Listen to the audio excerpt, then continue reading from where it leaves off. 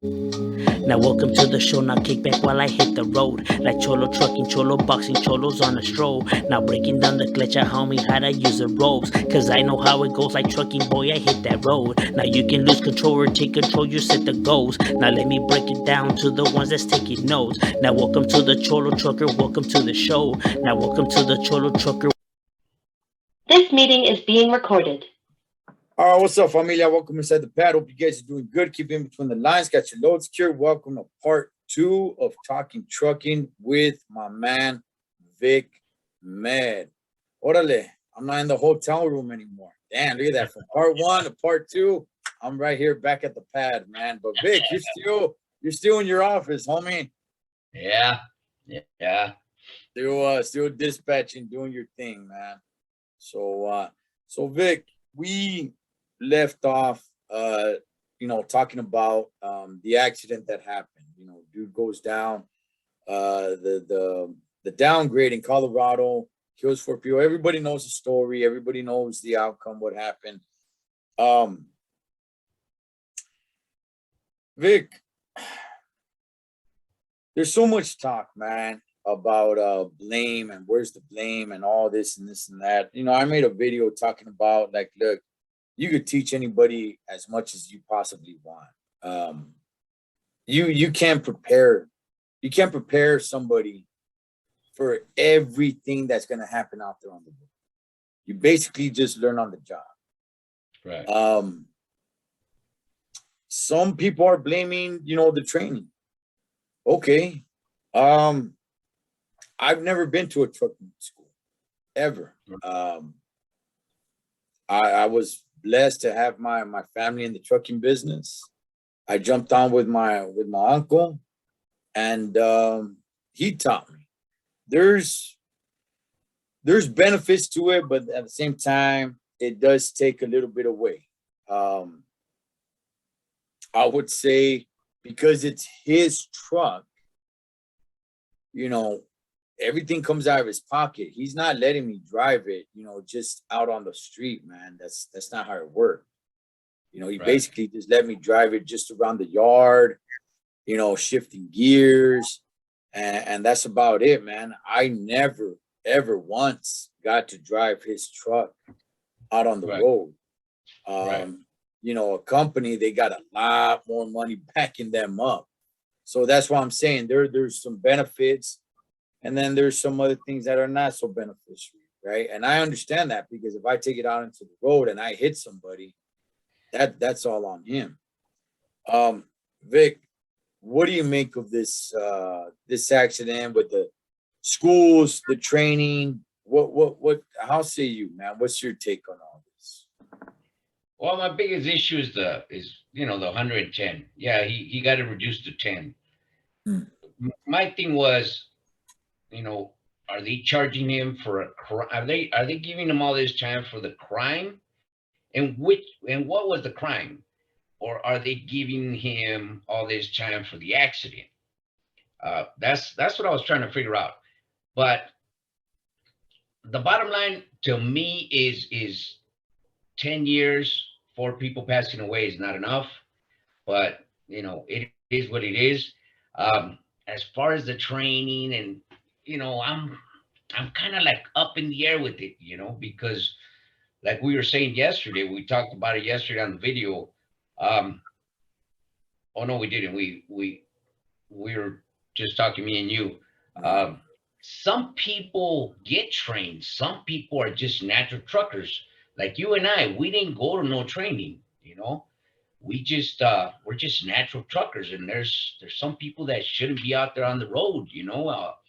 Like the wheel holders, what they call wheel holders. They shouldn't be out there on the road, because even if you give them people training, they're still gonna make that big mistake. So should they get training? Yeah, they should. But I mean, even the guys that do get trained, they still do some messed up things out there on the road. So I mean, yeah, they should get trained. They shouldn't make it into a law, but they should get trained. Like the people that I hire on, even though they have 10, 15 years experience under their belt, I still put them in with my ace trucker, and take them out on the road and give them a road test. I just don't take their word for it, or their years that they've had their license, and say, yeah, you're good to go. Here's the key. Take that truck. I don't do that. Right. Right. So, Right. And you know what? That's the thing. I remember trying to get hired onto this one company, right? Hauled flatbeds. And it's like, all right, let's see if you know how to drive. I'm like, all right, cool, man. I got this, right? I at that time, I don't know, I had probably about 5 years. Guy jumps on the truck, right? We're taking it for a spin. So I'm chopping it up with the guy. I'm driving a Kenworth, and come to find out, the guy has 2 years experience, and I'm like, okay, you could be a pretty badass trucker with 2 years experience. I get that, but I took that along with what other truckers have told me, even in some of these major carriers, when they go to their schooling. And sometimes you got teachers that only have 2-3 years teaching somebody else to be a trucker. And I'm like, nah, homie, no, that doesn't sit right with me, man. Yes, you definitely know a lot more with 2 or 3 years than somebody that has no years. Okay, you definitely know more, but nah, Charlie, dog, not to be a teacher. For me personally, just for my comfort level, I'm gonna say 10 or more years, minimum 5, but in reality, I say 10 or more years, man. Somebody with 2 years experience, Vic, I don't think they should be teaching, Carnal. What do you say? no, yeah. A perfect example. My youngest, we took him to Gardena to get his license on one of our trucks, and I put him in with one of my drivers that had maybe 2.5, 3 years of experience. He took up the challenge, and he said, "You know what, boss? I'll put him in my truck. I'll teach him." My son lasted with him one day, and he called me up and he said, "Dad, I don't want to be in the truck with this dude." My son, he knew how to semi back up. He knew how to semi drive. And what this dude was telling him was something way out there that my son could not understand. Right. So then my ace owner operator, he was a trainer for Swift. He's got plenty of time under his belt, so he knows the lingo to get to these brand new guys. So I put him in the truck with him, and he taught him how to drive. Well, he didn't teach him how to drive. He taught him how to pass the DMV test, and then afterwards, he kept him in the truck every weekend, and he taught him everything that he knows. But yeah, 2 years, 2.5 years, you do not have that experience to teach somebody else how to drive. Yeah, I definitely agree, man. I'm like, no, that's not, you know, 5 years with me. I could say like, all right, cool, but if I had it my way, I would say 10 or more years, man.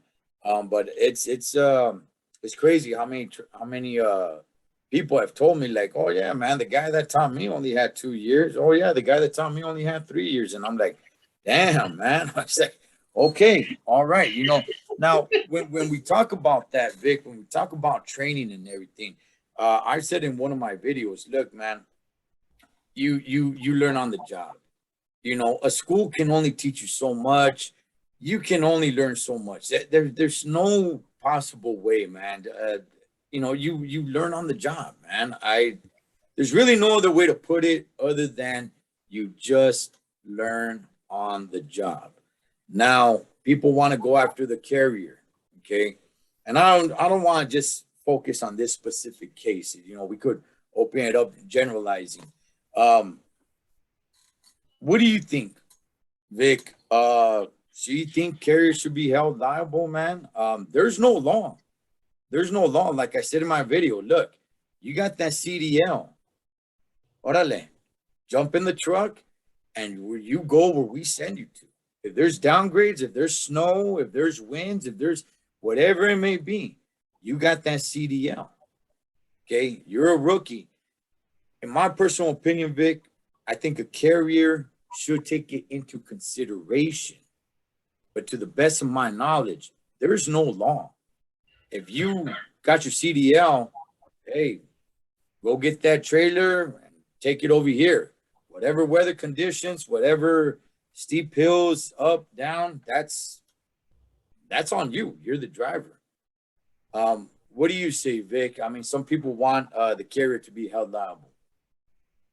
I don't. I'm in the same boat as you are. I don't see how the carrier is reliable. When you get that CDL, when you get that license, when you become a Class A driver, you are considered a professional driver. You should carry yourself like a professional driver. If that equipment is not functioning right, as a professional, you are supposed to speak up. Whether you're going to lose your job or not, you are supposed to speak up because that license is your gold, is your moneymaker. That falls on you as a driver. If you don't speak up, if you can't go up that hill, if you can't go down that hill, you shouldn't take that load. You shouldn't. But, you know, people want money, so they're going to go after the carrier and they're going to try to get money off of them. But in reality, it shouldn't fall on the carrier. It shouldn't fall on the company. It should fall on that professional driver because he's the one that's driving that equipment, not the company. Yeah, the company provided for it, but the company's not driving that trailer, that truck. Now, That's the drivers. you said something right there, Vic, that just bam got me. Okay. I've worked for a few companies. Hell, I drove for an agency. Some people don't believe that there's truck driving agencies. Oh yeah, just like any agency, there are truck driving agencies, and we're called temps. I was that for a while. So with that, and I don't regret it either because I got a lot of experience. I got to do flatbeds, tart lines, reefers. I went all over the place, man, and I got a lot of experience doing it. And man, I do it again. Going back, I do it again. I wouldn't do it today,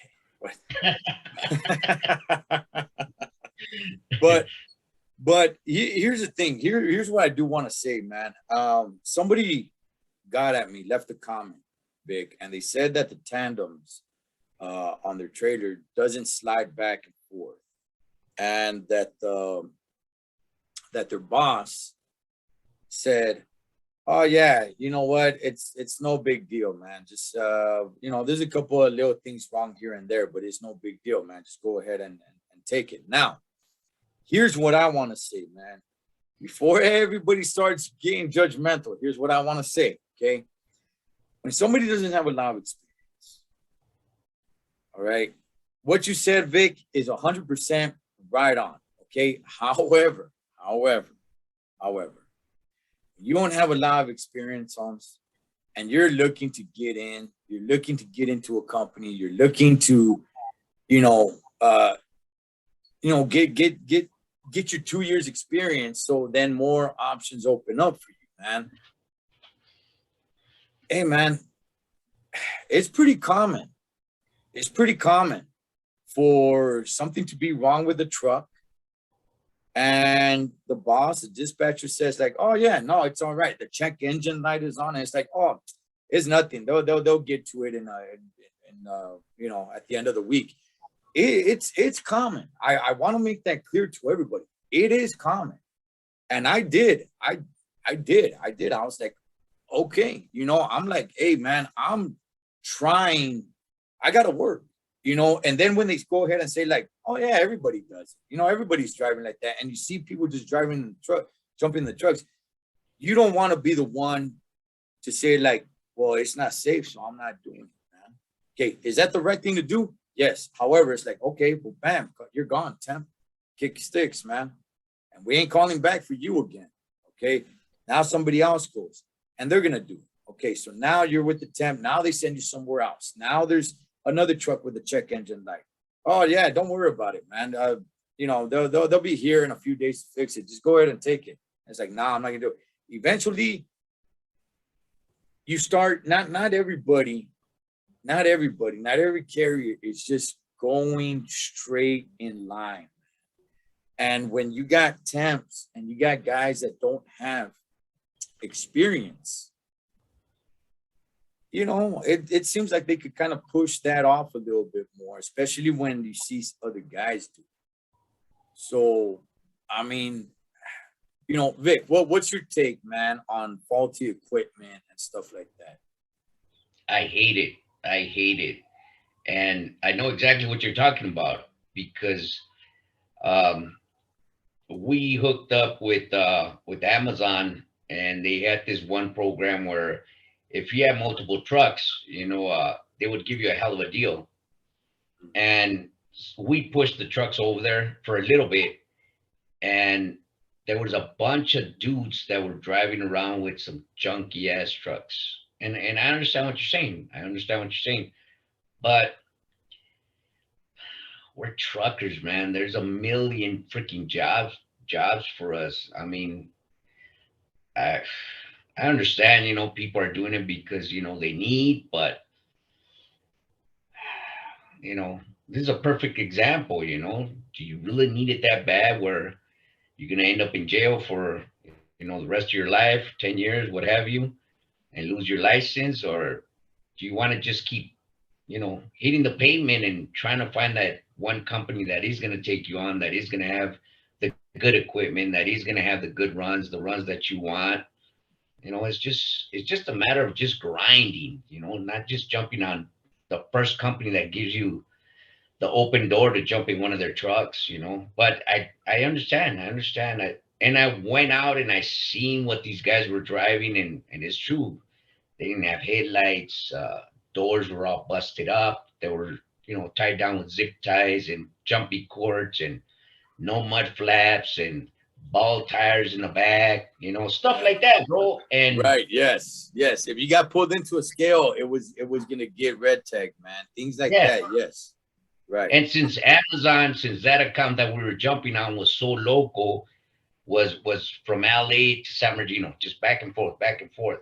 And these guys weren't passing no scales, and they were bypassing the 91 scale. They would come up to the 57 or the 71 before they hit it.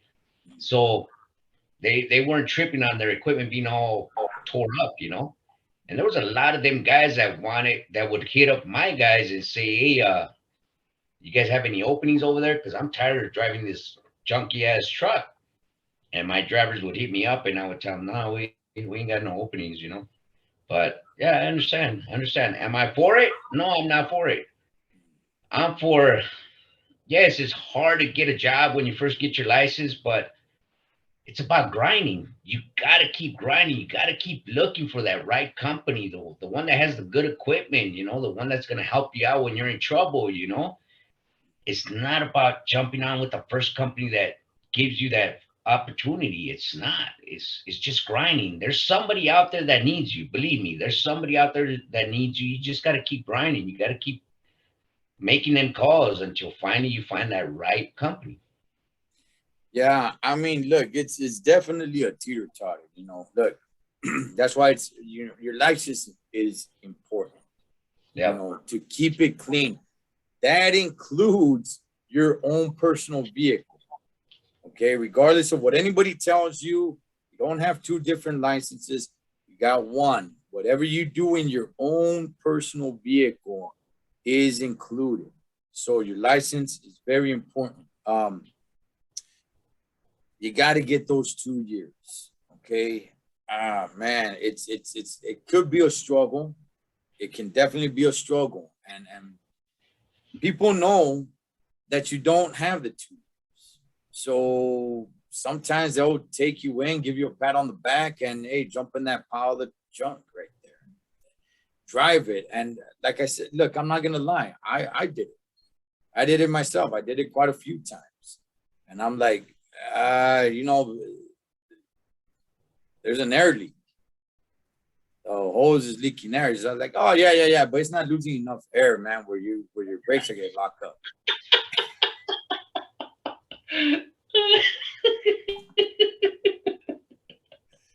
So, so I'm like, all right, and I got nervous because every time I came to a stoplight, I put the window down. You could hear that, and I'm like, man, if a Huda comes up to me, man, like next to me, they're gonna hear that.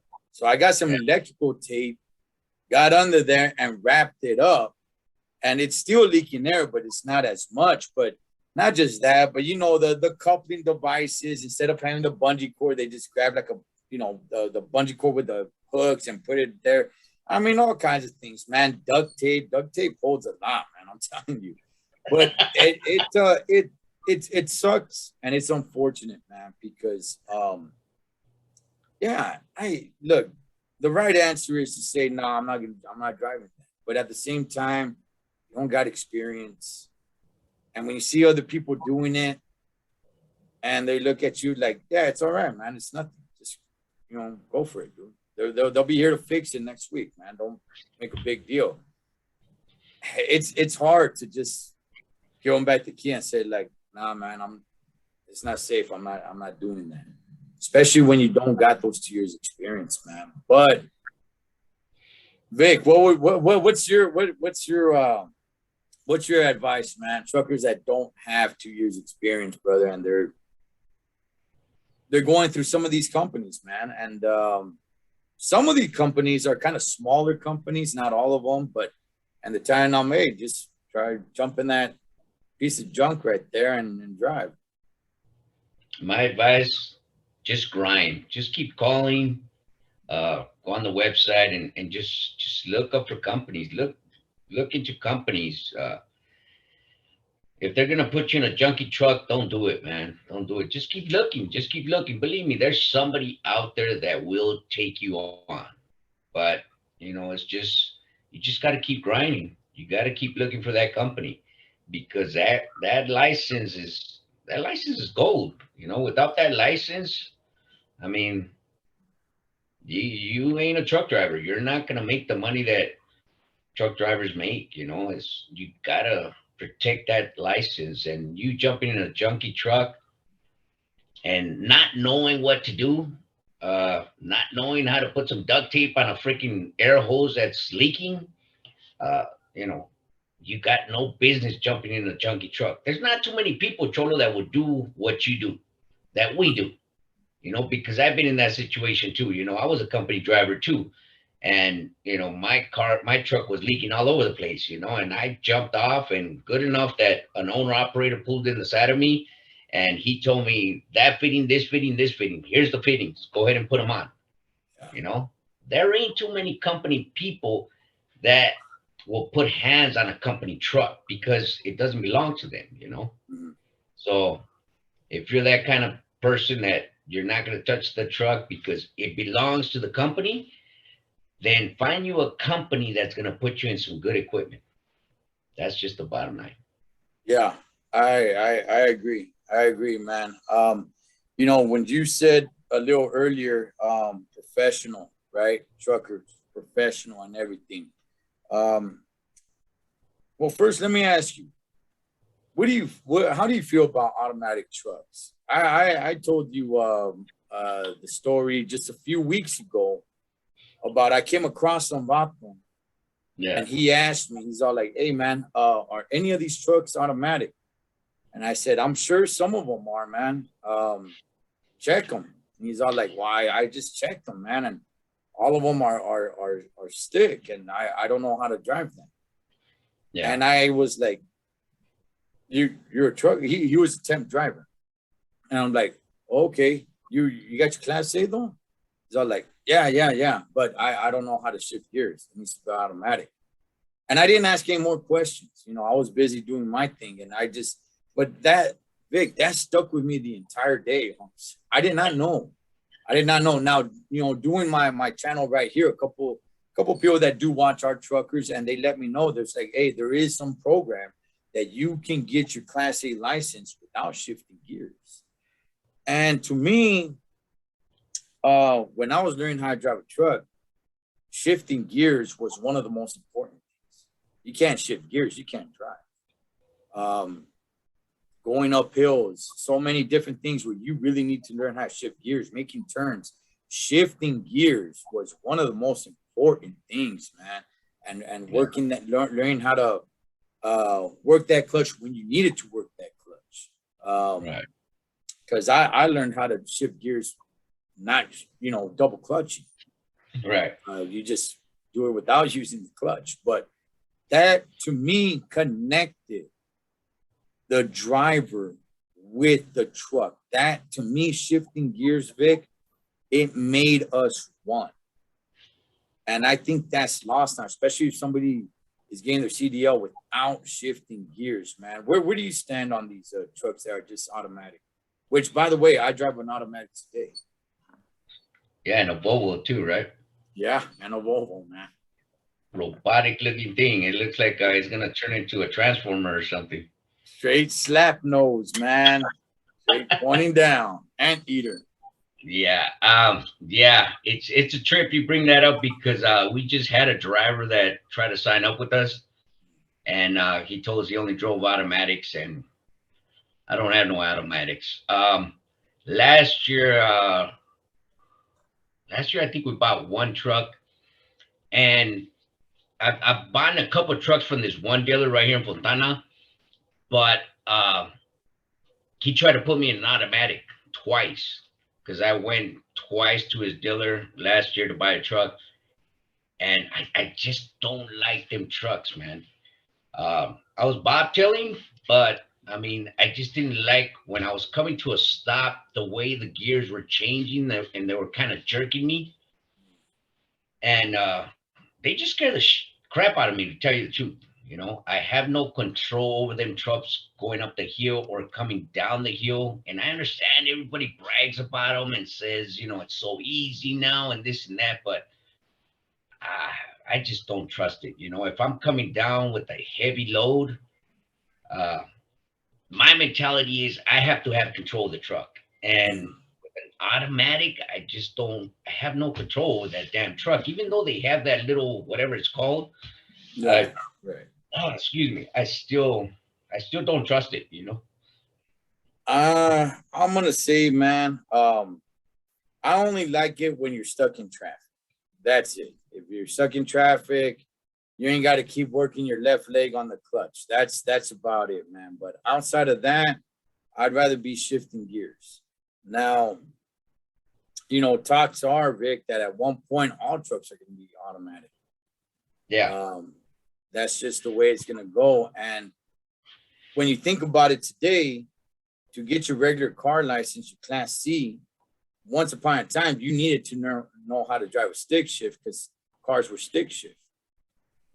You don't need to learn how to, shift gears in a car to get your class to get your regular license, your Class C. Right. You haven't had to do that for many years now. Right. So it's unfortunate, but I think at some point, the automatic was going to come in and push away the standard. And with that, Vic, and you and I talked about this a little bit, homie.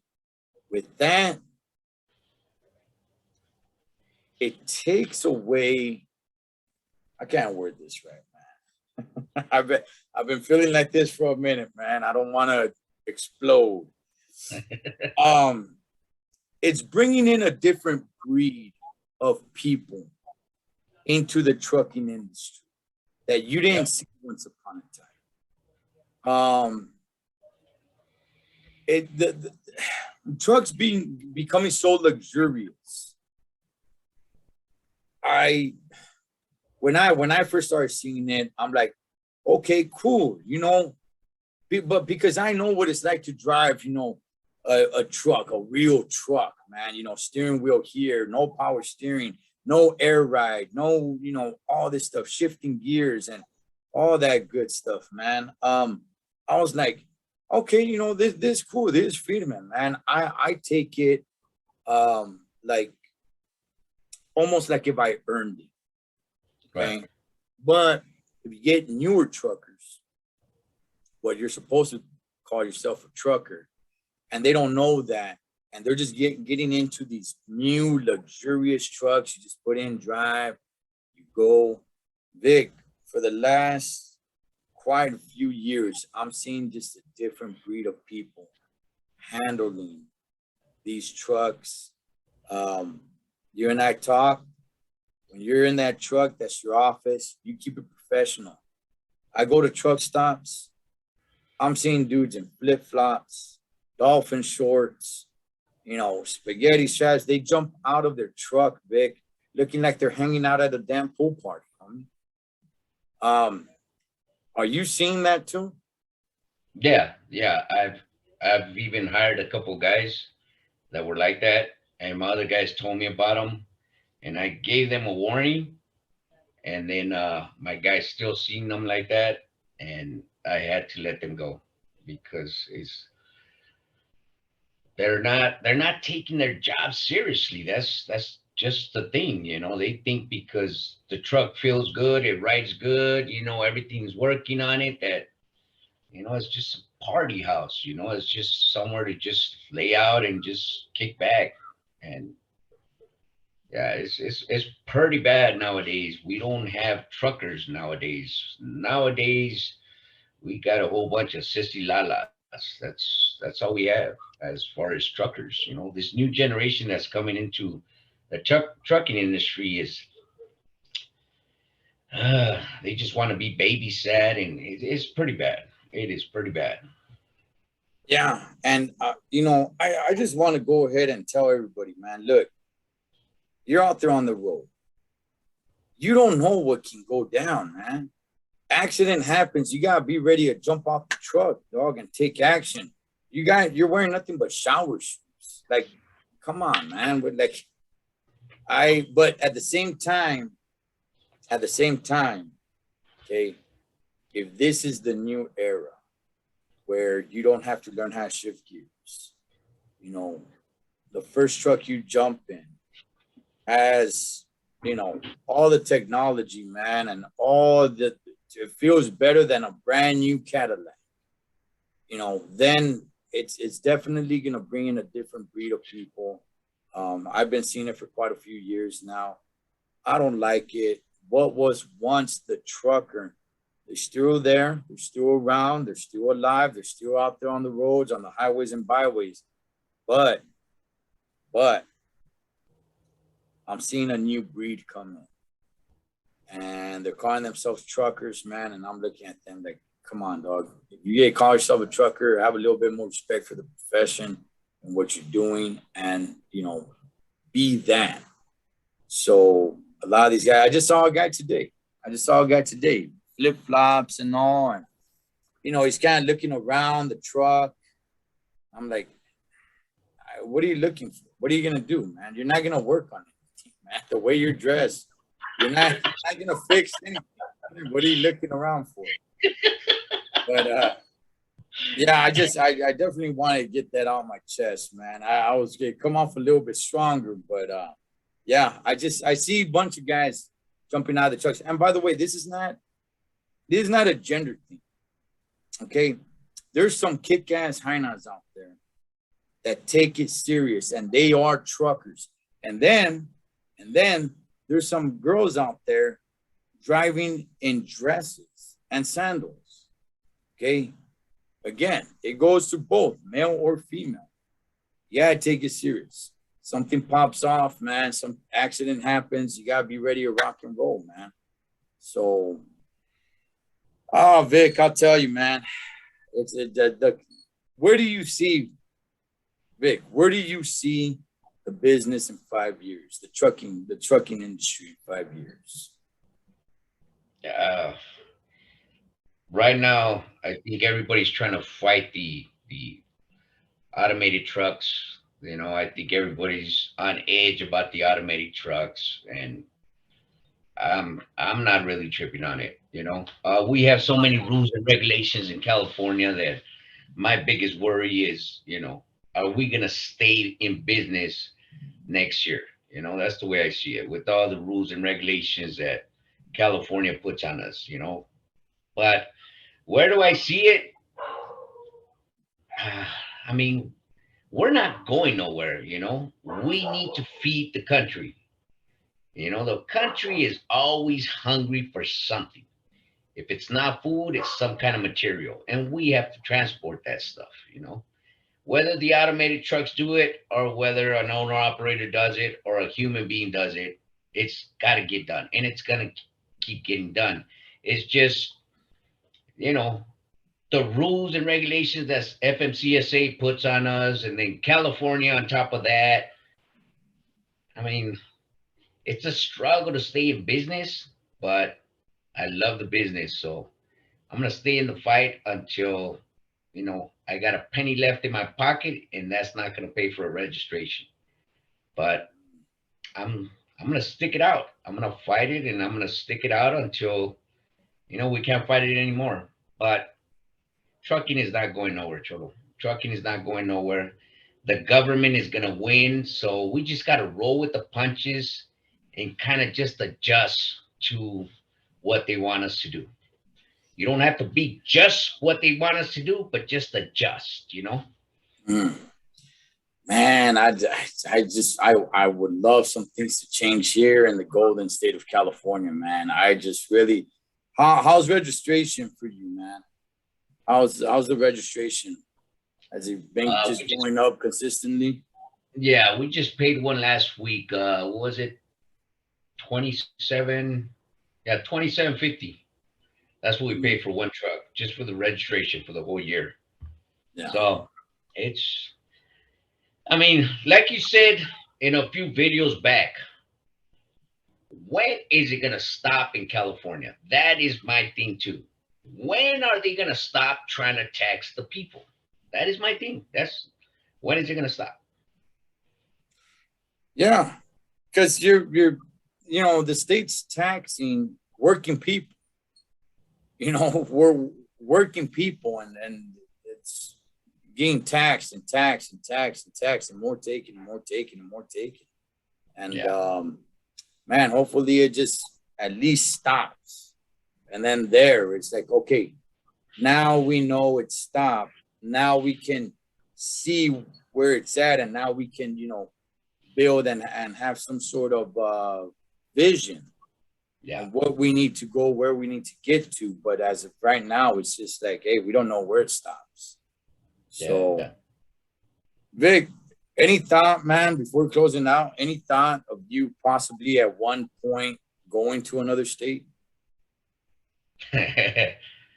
We've talked about it. We talked about it, but I mean, we were both born and raised. You know, our parents were born and raised here. Our grandparents, their parents. You know, so no, no, we don't. Like I said, we're just gonna stay and fight the fight, and you know, keep grinding. You know, because you know, as a business owner, the headaches never stop. The sleepless nights never stop. You know, you just gotta adjust to it. You know, you gotta find the easiest way to conduct your business, the easiest way to fall asleep. You know, you just gotta find it. That's it, bro. But as a business owner, as a person that wants more out of life, uh, that knows you can get more out of life, that's it's gonna be a struggle.